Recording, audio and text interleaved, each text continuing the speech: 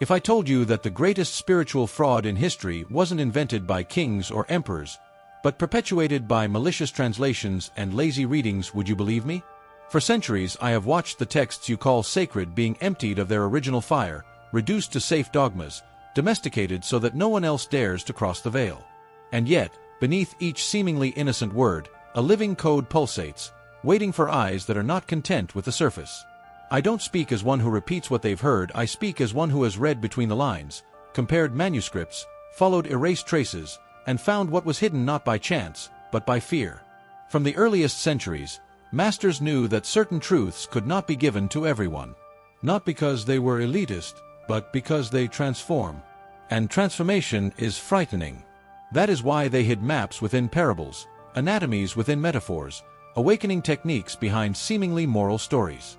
When Jesus states that the kingdom of God is within you, most hear a beautiful phrase. I hear an address. When Paul writes that Christ lives in him, I don't read poetry, but a testimony of a real inner process, physical, spiritual, and measurable for those who dare to move beyond literalism. Throughout my journey, I've learned to distrust the obvious. Every time a text seems too simple, something is being omitted. I compared Greek, Latin, Syriac, and Ethiopian versions.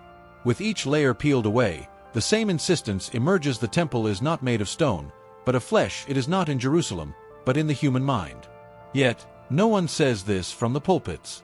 They prefer a distant Christ, an external Savior, because an internal Christ would be too liberating. And free people cannot control themselves. While you were trained to look outside, I followed the trail of those who dared to look inside. I saw in Egyptian symbols, in burned Gnostic texts, in the torn margins of scriptures, the same figure repeating itself: an eye, a lamp, a flame in the center of the skull. All pointing to something that doesn't fit into any creed. And I ask you now, directly, why did so many empires strive so hard to decide what should or should not be included in the Bible? What was at stake that led to the destruction of manuscripts, the erasure of authors, and the labeling of ideas as heresy? It is no coincidence that the words see, light, and kingdom go hand in hand in the Gospels. Nor is it by chance that Jesus said that whoever had eyes to see, should see. He spoke to a few, even surrounded by multitudes. The others heard stories, a select few received keys. I became the guardian of these keys because I refused to accept that the mystery was merely a mystery. I questioned the canon, compared fragments, reread each passage as if it were an encrypted map, and what I found forever changes the way faith, salvation, and eternal life are understood. Perhaps you are feeling a subtle discomfort now. That's how it begins. Awakening doesn't come with lights or celestial choirs, but with an unsettling feeling that something essential has been withheld from you. And it has. Throughout your life you have been taught to wait for someone's return, to wait for judgment, to wait for heaven. I tell you that this waiting is the greatest prison ever created. The Christ they sold you has been displaced from the only place where he can truly be born. In the midst of this revelation, I ask something simple: if this message is touching you, like this video and write the word awaken in the comments. This isn't for the algorithm, it's a silent pact between you and this path that opens up. Because from here on out, nothing will be comfortable anymore. As you continue, you will not only be listening to a story, but being led into territory that many have preferred to keep buried. I know where this map begins. I know why it was fragmented. And I know, above all, why almost no one reaches the end. The next part doesn't speak of belief, but of sacred anatomy. Not of metaphors, but of real structures hidden within you. And if you are truly ready to traverse what has been omitted, then don't turn back now. There's an almost imperceptible moment that happens in everyone's life. It occurs when you're stuck in traffic, staring at a red light, and for a few seconds you forget who you are, where you're going, how much money you have in the bank, or what problems await you. In that brief interval, something observes from within. No one taught you to notice it, but it's always been there. I know because I've also experienced this lapse countless times, until I realized it wasn't distraction, it was a door opening slightly. Most people close that door immediately, filling the silence with their cell phones, music, any noise that avoids the most dangerous question of all: who is looking through my eyes? For years, I dedicated myself to tracking this silent observer in the subtext of ancient writings. While many repeated formulas, I compared manuscripts that almost no one opens anymore. In a little-cited Ethiopian fragment, I found the same image that appears in a Gnostic scroll and in a forgotten passage of the Vulgate, a light that doesn't come from outside, but bursts forth from within the head. It's not poetry, it's subtle anatomy.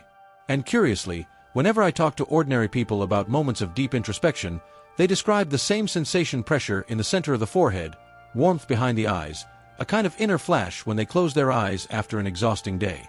They don't know what it is, but they feel it. I remember a woman I met in a hospital waiting room. She was exhausted, having cared for her sick father for months. She said that one early morning, sitting in the silent hallway, she had the strange feeling that the pain was no longer just within her, but was being observed by something greater, as if there were a consciousness watching her own anguish.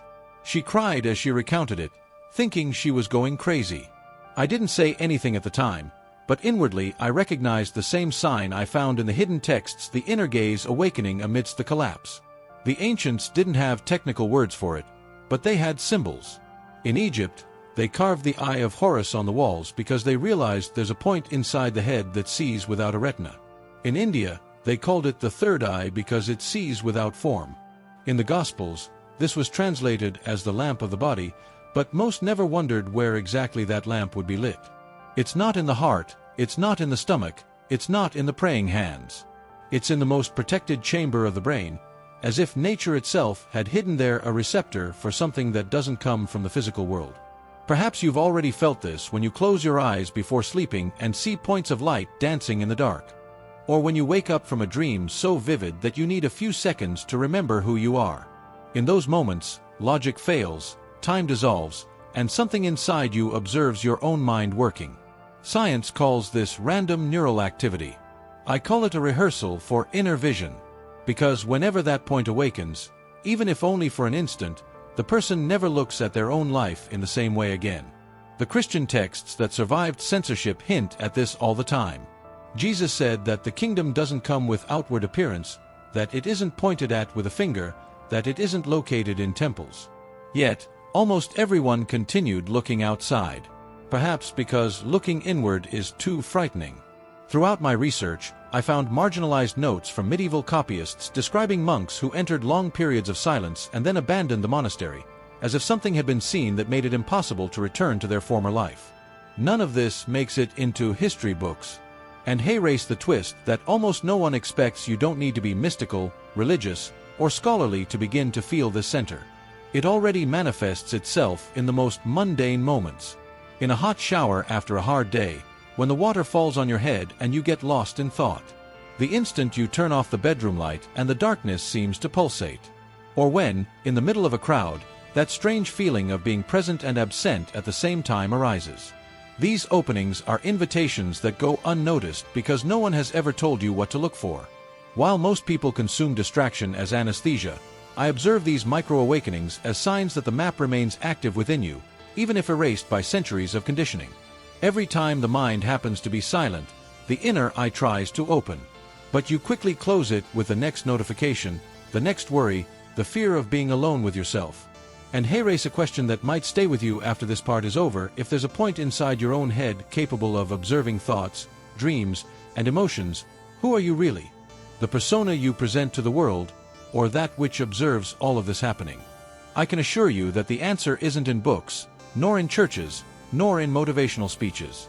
It's hidden behind your own eyes, just waiting for you to dare to remain a few more seconds in the silence before running back into the noise.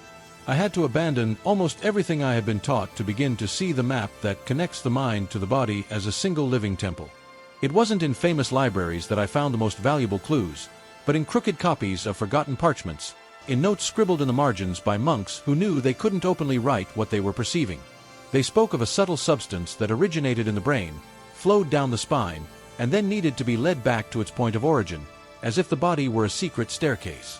The curious thing is that this image also appears outside of Christianity, in Eastern texts, in alchemical symbols, and even in certain indigenous myths that speak of a serpent of light climbing the spine. At first, I thought it was all just metaphors about discipline and morality. But the more I read accounts of real experiences, the more I realized that something physical was happening alongside the spiritual.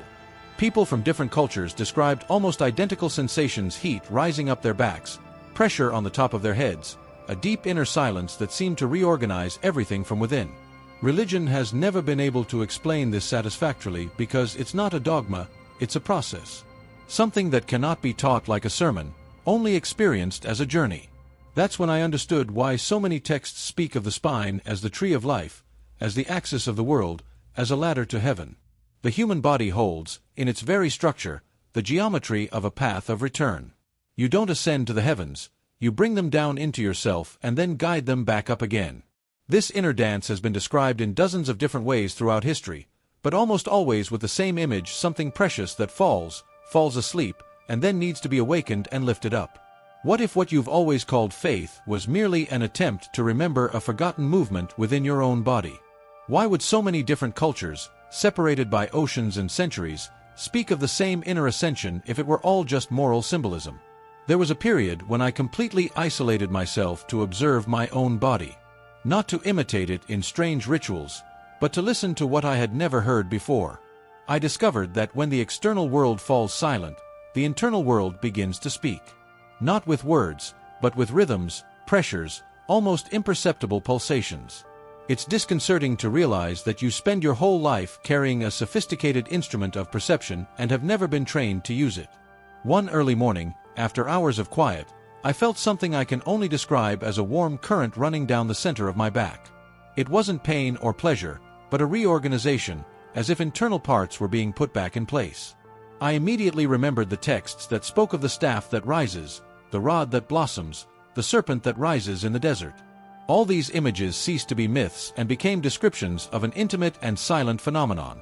Since then, whenever someone tells me that, after a period of deep introspection, they felt a kind of inexplicable clarity or had vivid and revealing dreams, I recognize the same process at work. It's not instant enlightenment or a miracle. It's an organism trying to remember itself, as if it had been programmed for something that was interrupted by centuries of distraction and fear. Have you ever wondered why certain truths seem to emerge in dreams and never during the rush of the day? Why moments of profound silence sometimes reveal more than years of rational study? What exactly happens when the body stops merely surviving and begins to listen to its own internal architecture? The further I ventured into this territory, the more I realized that the greatest self-sabotage on this path is clinging to the densest layers of existence. I'm not just talking about material things, but about rigid identities, personal narratives that you defend as if they were your own skin. Inner movement requires detachment, because nothing rises while everything is clinging to the ground. It's not a matter of morality, but of subtle physics. What is too heavy doesn't move. In the manuscripts I consulted, there is always a veiled warning: no one crosses that threshold without confronting their own inner turmoil. The process is not comfortable because it dismantles how you perceive yourself. The ego, that character you call I, resists. It prefers to remain center stage rather than make room for something vaster. That's why so many begin and almost no one continues. I myself almost gave up when I realized that this path offers no guarantees. There are no certificates, no medals, no external validation. The only sign that something is happening is a subtle, yet profound, change in the way you relate to yourself and to the world. And that's scary, because it can't be shown, only lived. If there's a silent mechanism within you waiting to be activated, what prevents you from at least trying to listen to it? Are you willing to let go of the story you tell yourself to discover who is truly watching from behind it? Or would you rather continue calling what insists on knocking at your own Buddhist door chance? Over time, I realized that every tradition that speaks of inner awakening hides, behind its symbols, the same warning: one should not play with the unknown without first learning to listen to one's own body. So, whenever someone writes to me saying they had a strange experience while trying to meditate, that they felt heat in their head or a sudden emotion for no reason, I don't blindly celebrate or encourage it. I observe. Because the boundary between spiritual curiosity and inner confusion is more subtle than books usually admit. In an old European monastery, now almost abandoned, I found a collection of letters written by a monk who was never canonized. He described something he called the 3 days of silence, a monthly period in which he withdrew from social interaction, ate simply, and spent long hours in quiet. In his words, after this cycle, he felt a clarity that did not come from the mind, but from a point above it. No church manual mentions this, but the description is repeated in accounts from places as far apart as Tibet and southern India, always associated with phases of the moon and periods of deep introspection. The curious thing is that similar phenomena arise even outside the spiritual realm. A sleep researcher I once spoke with reported that patients subjected to long periods of nocturnal observation, deprived of artificial stimuli, began to report recurring lucid dreams, sensations of inner light, and an unusual perception of their own bodies. He never associated this with mysticism, only with natural neurochemical adjustments. But to me, it was the same phenomenon described centuries ago in different language. I also found accounts of ordinary people who, without any formal spiritual practice, experienced something similar during critical moments in their lives. A mother who spent 3 sleepless nights by her hospitalized son recounted that, on the 3rd day, she felt a profound calm arise from nowhere, as if a silent part of herself had taken control. A truck driver who was stranded for days on a closed road described how, after a long time staring into nothingness, he began to perceive a soft light behind his closed eyes, accompanied by a renewed sense of meaning in his own existence. None of them were seeking enlightenment. They simply had, by circumstance, enough time to be alone with themselves. These episodes taught me that the body has its own rhythms of reorganization. When life forcibly slows down, when the external noise decreases, something internal adjusts. It's not magic, but it's not just simple biology either. There's a silent intelligence at work, an internal architecture that is rarely activated because we're always rushing. And perhaps that's why most ancient techniques speak less of doing and more of allowing, less of seeking and more of not interrupting. Once, in a small town in the countryside, I participated in a conversation with people who had never read a single spiritual book. I asked if anyone had ever felt, in moments of profound calm, a kind of presence observing their own thoughts. More than half raised their hands, embarrassed, as if confessing something forbidden. That struck me deeply. We're not talking about rare experiences, but about something human that has simply been swept out of everyday vocabulary. And the most unlikely thing is that, whenever someone allows themselves to experience these moments without labeling them as strange, life seems to reorganize itself. Difficult decisions become clearer, old resentments lose strength, repetitive patterns begin to dissolve without conscious effort. It's as if the entire organism realigns itself to a forgotten axis, something that has always been there, but has rarely been consulted. In the ancient texts I consulted, there is an almost obsessive insistence on cycles of time, on regular pauses, on periods of reflection that were anything but theatrical.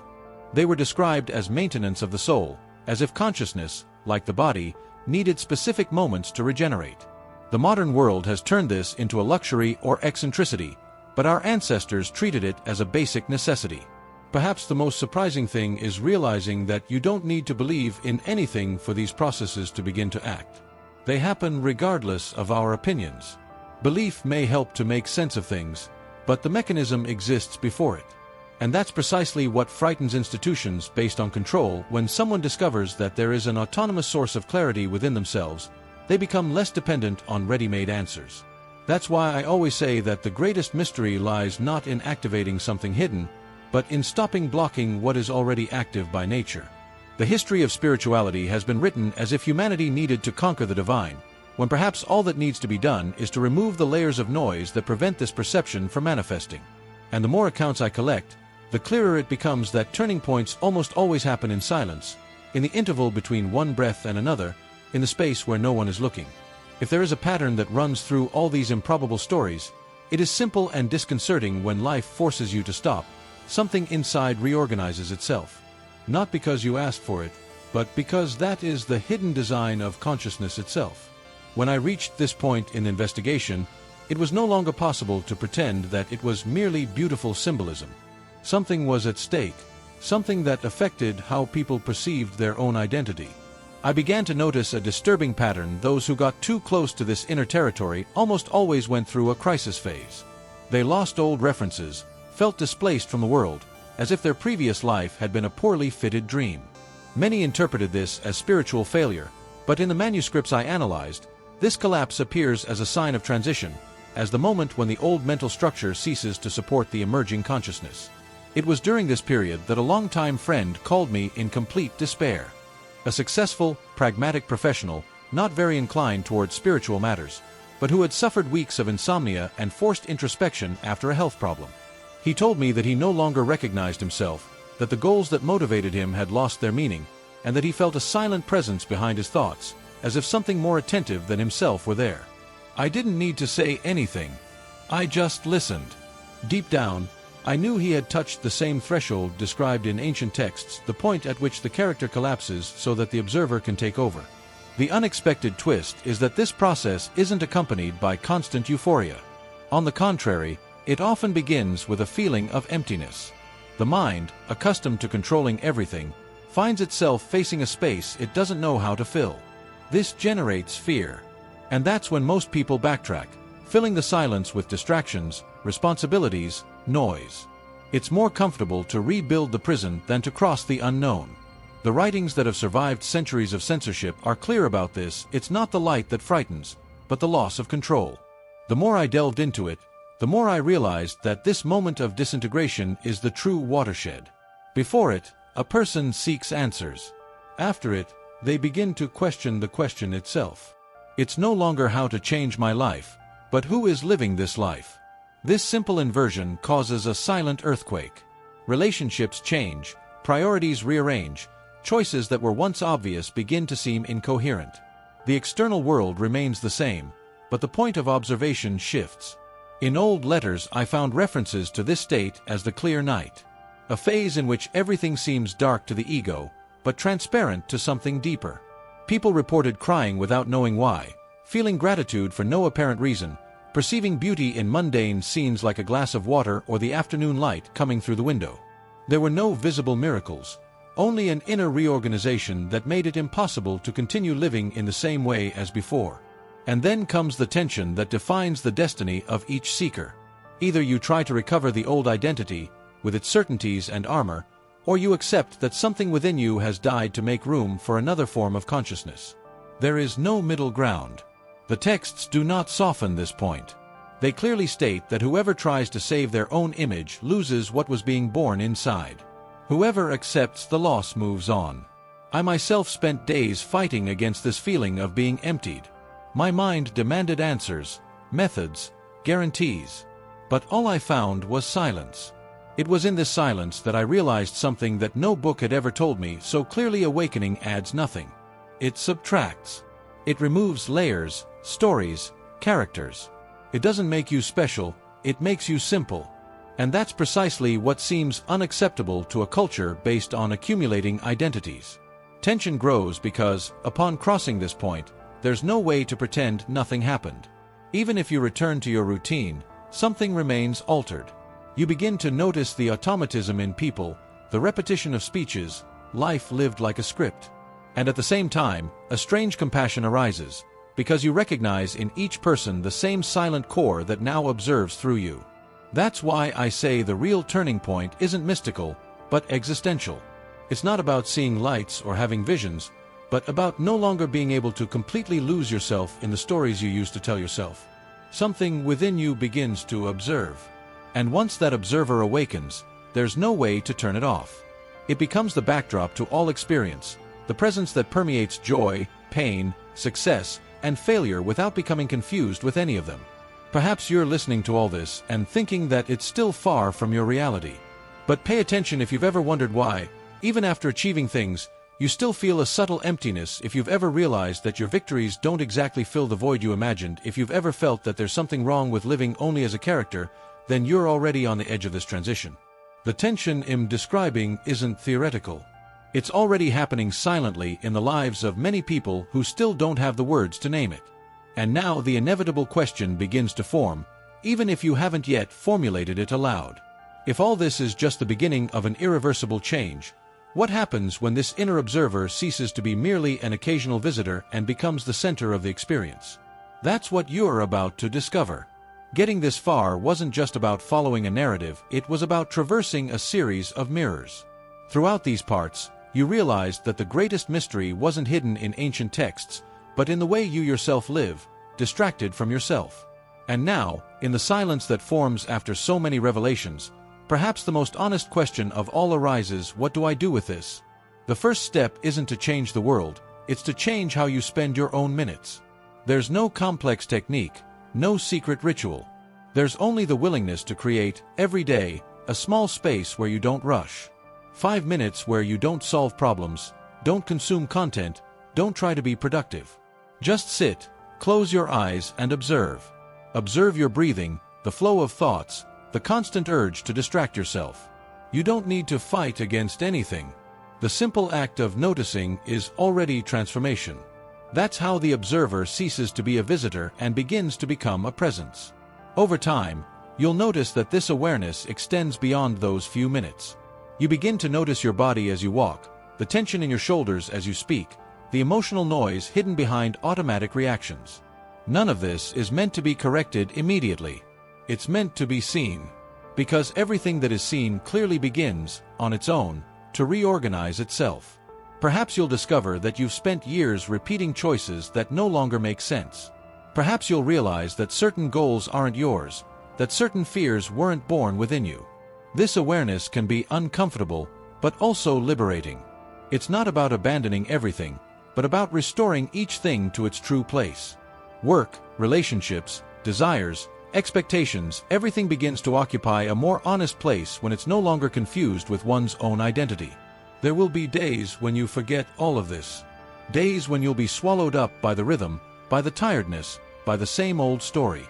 And that's okay. The path isn't linear. It renews itself each time you remember yourself, even if it's just for a few seconds amidst the chaos. If you want to delve deeper, write. Not to publish, but to listen to yourself. Write about what you feel when you are silent.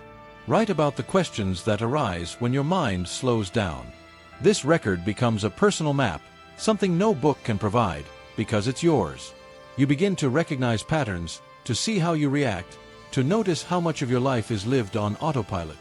And perhaps most importantly, bring that presence to your encounters with others. Listen more attentively, speak less hastily. Notice how each person also carries their own dormant observer. When you change the way you relate to yourself, you inevitably change the quality of everything around you. Not because you become better, but because you become more real. Don't wait for grand signs or spectacular moments. The transformation we're talking about here is silent. It happens when you stop needing to convince yourself of who you are and finally begin to listen to yourself. When the value of your life ceases to reside in what you accumulate and begins to reside in what you perceive.